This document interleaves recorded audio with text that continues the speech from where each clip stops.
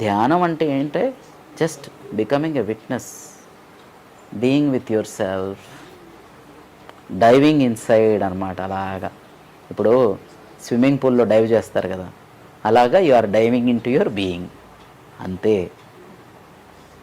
దాన్ని ఏంటంటే మాకు ఏది కనిపించింది ముందే తెలుస్తున్నాయి, వేటికి ప్రాముఖ్యత ఉండదు. When you know yourself, that is the highest gift.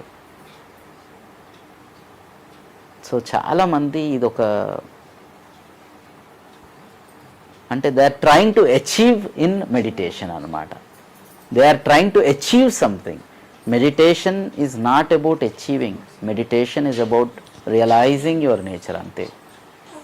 knowing yourself, being with yourself, being happy, అంతే. ఇంతకు మించి ఏ మెడిటేషన్ అయినా మీకు చెప్పేది ఏమీ ఉండదు.